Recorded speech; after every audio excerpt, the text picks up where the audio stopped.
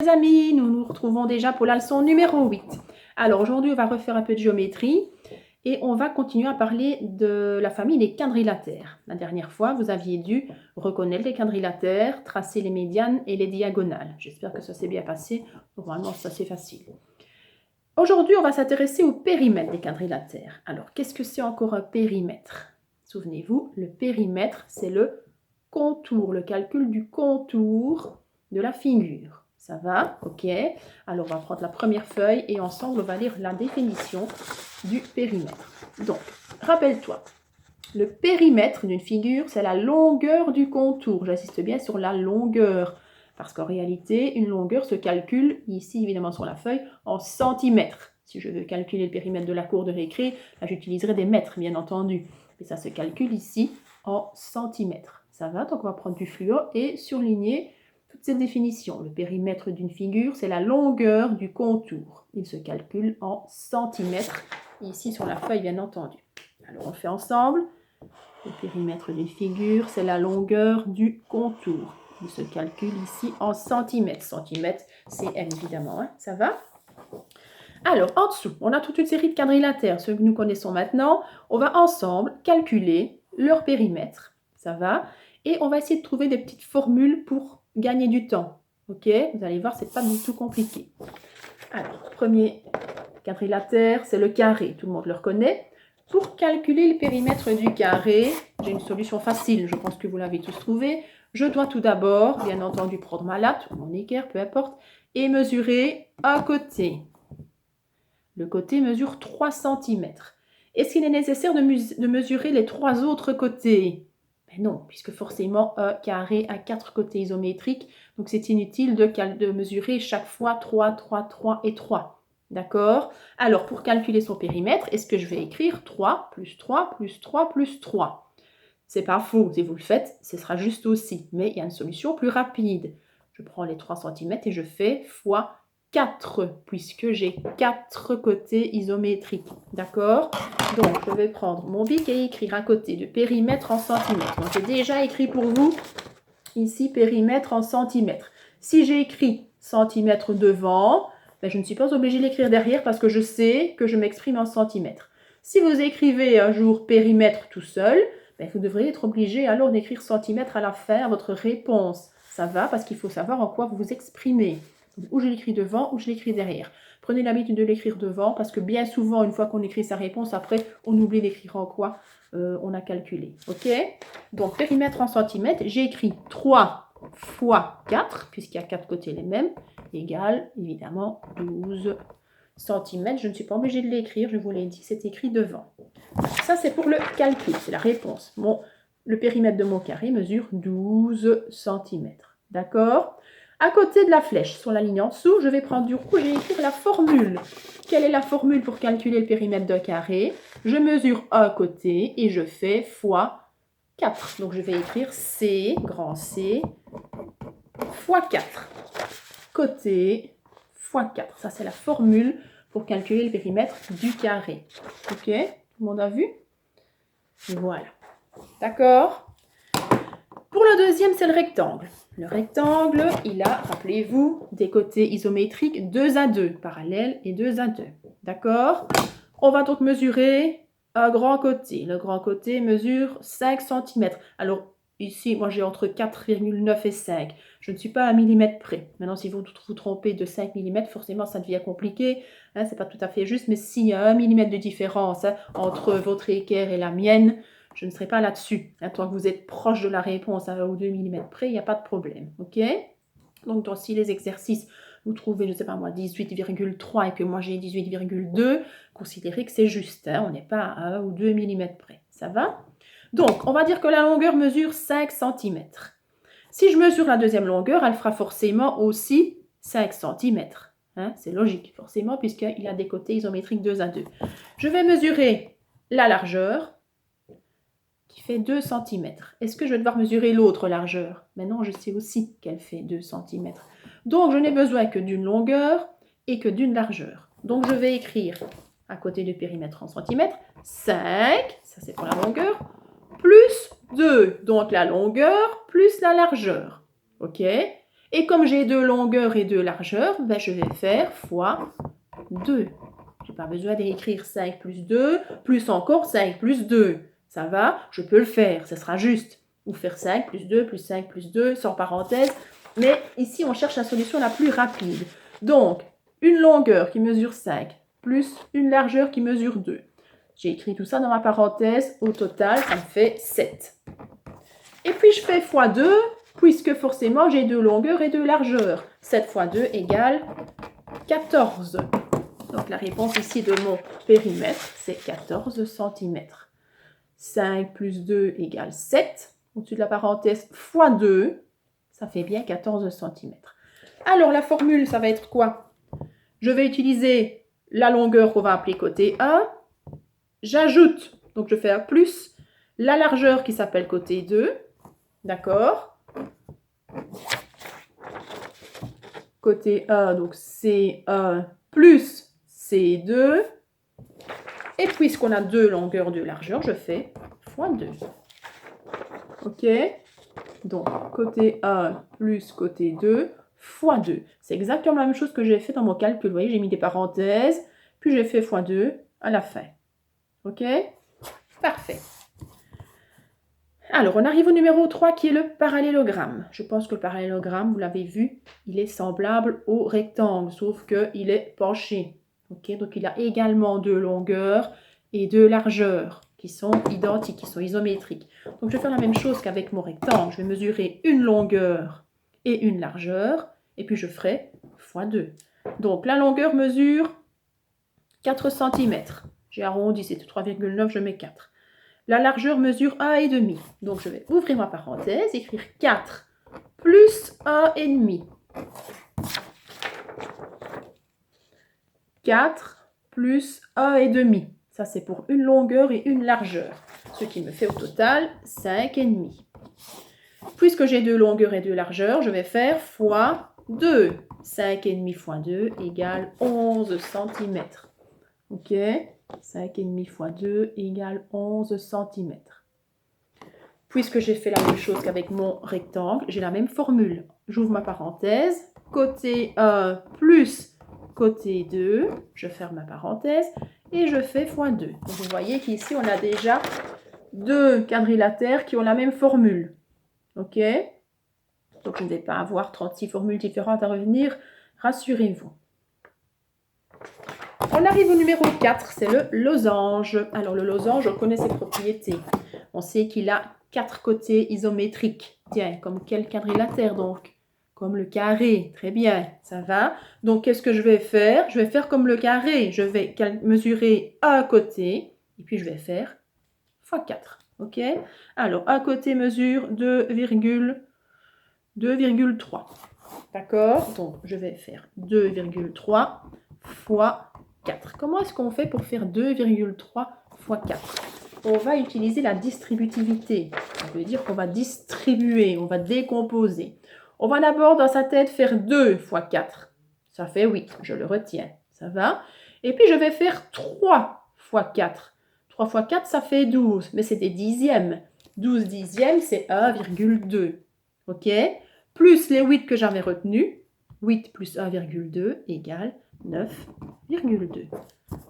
Ok, donc le périmètre de mon losange mesure 9 cm, 2,3 fois 4 égale 9,2. Je répète, pour faire 2,3 fois 4, je fais d'abord 2 fois 4 dans ma tête, je retiens 8.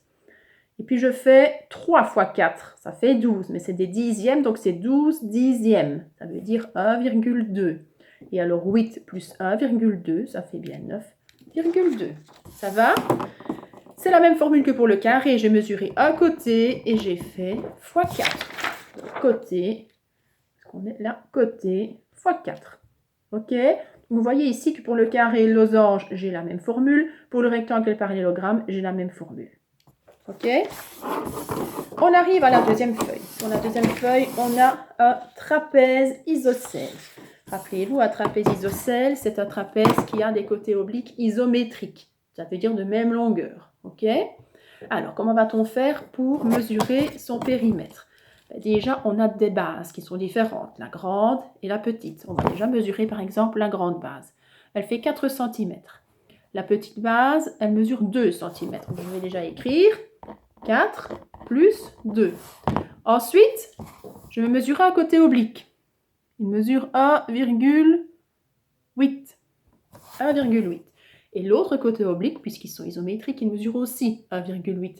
Ça veut dire que je vais écrire 1,8 fois 2. J'aurais pu écrire plus 1,8 plus 1,8. Ça ne change pas grand-chose, mais ici, on va aller au plus rapide. Donc, la grande base mesure 4 cm, plus la petite base qui mesure 2, plus mes deux côtés obliques, 1,8 fois 2. 1,8 fois 2, c'est comme si je faisais 18 fois 2, je remets la virgule, ça fait 36, donc 3,6. Ok, on est là. Et puis on additionne tout ça. 4 plus 2 plus 3,6. 4 plus 2 plus 3, ça fait déjà 9,6. Ça fait 9,6. Ok, ça va? Donc ça, c'est le périmètre de mon trapèze isocèle. Je te remontre. Donc grande base, 4 cm. Petite base, 2 cm. Les côtés obliques sont les deux mêmes. Ils mesurent tous les deux 1,8. Donc je fais 1,8 fois 2. J'aurais très bien pu écrire 1,8 plus 1,8 et ne pas mettre de parenthèse du tout. Ça revenait de toute façon au même. J'aurais quand même trouvé 9,6. Ça va? Alors ici la formule, ça va être le côté oblique. On va commencer par celui-là. On va l'appeler côté 1 fois 2. Puisque j'ai mesuré 2 fois. Enfin, je ne l'ai pas mesuré 2 fois, je l'ai pris 2 fois. Côté 1 fois 2. Ça, c'est les côtés obliques. Et puis, je rajoute plus côté 3 plus côté 4. Je rajoute la grande base et la petite base. Donc, côté 1 fois 2 plus côté 3 et plus côté 4. OK? Là, j'ai mis des parenthèses. Parenthèse, côté 1 fois 2, fermez la parenthèse. OK? Quand on fait un fois, il y a plus à côté ou devant ou derrière, comme ici, on va toujours mettre des parenthèses. Hein, ça va? On ne peut pas les laisser comme ça. Alors, le trapèze rectangle, encore un trapèze. Celui-ci, est-ce qu'il a des côtés isométriques? Ben non, sa particularité, c'est qu'il a deux angles droits, mais il n'a pas de côté isométrique. Donc, il a quatre côtés totalement différents. Donc ici, on n'a pas le choix, on va devoir faire côté plus côté plus côté plus côté, et il n'y aura pas d'autre solution. Donc, je mesure la grande base, elle fait 4 cm. Plus la petite, 3. Plus l'un des deux côtés, 1,5. Plus le côté oblique, 1,7.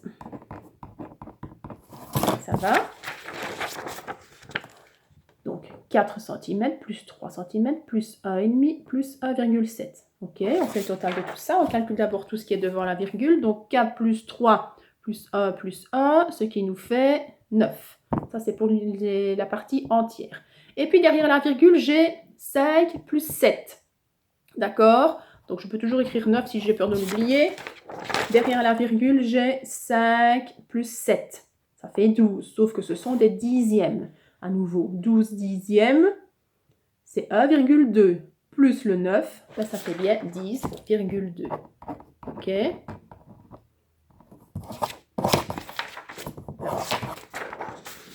Voilà. OK? Donc, je répète, je fais d'abord la partie entière. 4 plus 3 plus 1 plus 1. 4 plus 3, ça fait 7. Plus 1, ça fait 8. Plus 1, ça fait 9. Je l'écris ou je le retiens. Et puis la partie décimale, 5 plus 7 égale 12. 12 dixièmes, c'est-à-dire 1,2. 9 plus 1,2 égale 10,2. OK? Et donc ici, comme on a 4 côtés totalement différents, je vais faire côté 1, plus côté 2, plus côté 3, plus côté 4. OK, côté 1, plus côté 2, plus côté 3, plus côté 4. Ça, c'est pour le trapèze rectangle. Trapèze quelconque, pareil, 4 côtés différents. Je suis obligée de mesurer les 4 côtés également. Donc, je recommence. La grande base mesure 3,5. La petite base mesure 2 cm. Je mesure un côté oblique. Il fait 1,7. L'autre côté oblique mesure 1,5. 1,5. OK? Donc, moi, j'ai trouvé 3,5 plus 2 plus 1,7 plus 1,5. Ça va? Vous avez une différence de 1 ou 2 mm, rappelez-vous, c'est pas très grave. Donc, je calcule la partie entière. 3 plus 2, ça fait 5. Plus 1, ça fait 6. Plus 1, ça fait 7. Je retiens 7 dans ma tête. Je calcule maintenant la partie décimale. 5 plus 7, ça fait 17. 17 dixièmes, c'est-à-dire 1,7. Plus les 7 que j'avais retenus dans ma tête, ça fait 8,7. OK? Périmètre égale 8,7 environ. Ouais, si vous avez 8,8, 8,9, c'est pas très grave. OK? N'arrondissez pas trop. On peut arrondir une fois d'1 millimètre. Mais si vous arrondissez à chaque côté, vous allez avoir 4 mm ou 5 en plus. Ça ne va pas être possible. Hein? Il faut quand même être assez précis. Donc, puisqu'il a 4 côtés différents, c'est la même formule que pour le trapèze rectangle. Côté 1, plus côté 2, plus côté 3, plus côté 4. OK? Côté 1, plus côté 2, plus côté 3, plus côté 4. Alors, numéro 8, le robe. Tiens, le robe, on avait appris qu'il avait des côtés isométriques 2 à 2. Tiens, comme quel quadrilatère, donc. Comme le rectangle et comme le parallélogramme. Ils ont aussi des côtés isométriques 2 à 2. Ça veut dire qu'ils vont par 2. OK? Donc, ici, comme il a 2 grands côtés et 2 petits, je vais mesurer un grand côté et un petit. Donc, je mesure un des 2 grands côtés, il mesure 3. Et le petit côté mesure 1,5. Donc, je vais faire 3 plus 1,5. Et puisqu'il y a 2 grands côtés et 2 petits côtés, je vais faire fois 2. Ça nous fait penser à une formule qu'on a déjà écrite, ça. C'est-à-dire celle du rectangle et du parallélogramme. OK? Donc, le grand côté mesure 3. Le petit côté mesure 1,5. Au total, ça va me faire 4,5. Et je vais faire fois 2 puisque j'ai 2 grands côtés et 2 petits côtés. 4,5 fois 2 égale 9. Ça va? Périmètre du robe, 9 cm. Donc, puisqu'on a utilisé la même formule que pour le rectangle du parallélogramme, je vais donc écrire côté 1 plus côté 2. Je mets tout ça en parenthèse, fois 2. D'accord? C'est exactement le même que le rectangle et le parallélogramme. Donc, côté 1 plus côté 2 entre parenthèses, et puis fois 2. OK? Il nous en reste un, le quadrilatère quelconque, celui qui ne ressemble à aucun, qui n'a aucune particularité, et donc il a aussi 4 côtés de longueur différente. Donc on va devoir mesurer les 4 côtés du quadrilatère. La petite base, on va appeler ça une base, 3,4. Le grand côté au-dessus mesure 5 cm, donc plus 5. Ensuite, le côté de gauche mesure 3,2. Et le petit côté à droite mesure 2,1. OK? Bon, je vais vous montrer. Moi, j'ai trouvé 3,4, 5, 3,2 et 2,1. OK? On va calculer tout ça ensemble. La partie entière pour commencer. 3 plus 5, ça fait 8. Plus 3, ça fait 11. Plus 2, ça fait 13. Je retiens 13 dans ma tête. Partie décimale. 4 plus 2 plus 1, ce qui fait 7. Ici, j'ai 7 dixièmes, je ne dois pas passer à l'unité supérieure, donc j'ai 13,7. OK? Périmètre du quadrilatère quelconque, 13,7.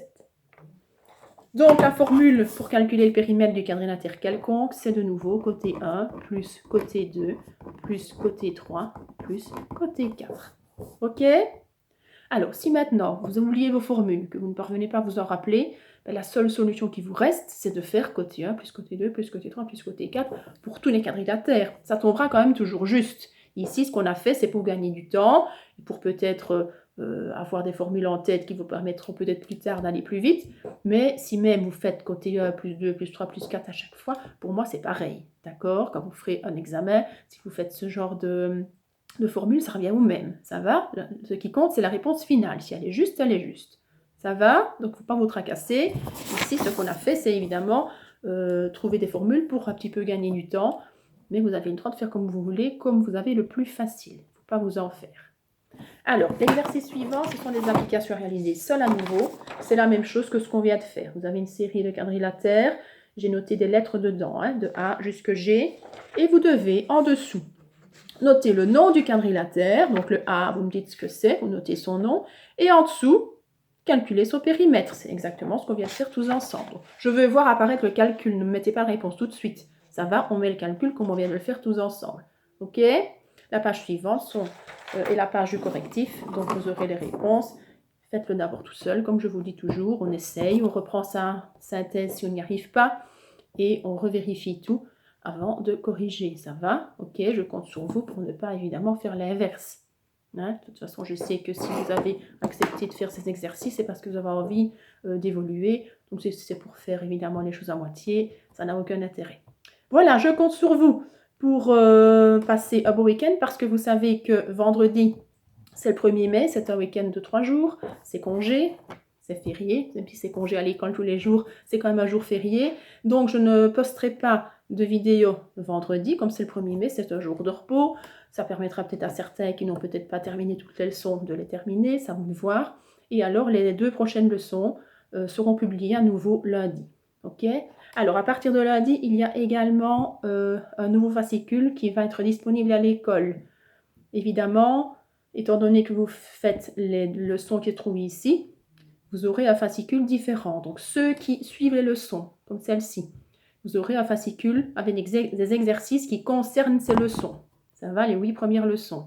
Ceux qui ne suivent pas les leçons, forcément, ils auront un fascicule de révision avec des choses qu'on a déjà vues, comme les autres semaines. OK? Donc, quand vous arriverez à l'école, vous verrez qu'il y a 2 fascicules différents. Et alors, la personne qui sera là vous donnera le fascicule qui correspond à ce que vous faites. Vous leur expliquez, hein, si ce n'est pas moi, vous leur expliquez que vous devez recevoir un fascicule qui concerne les leçons, il sera noté dessus. Monsieur Christophe sera au courant. Ça va? Voilà, je vous souhaite de passer un bon week-end et je vous embrasse. Prenez soin de vous. Bisous!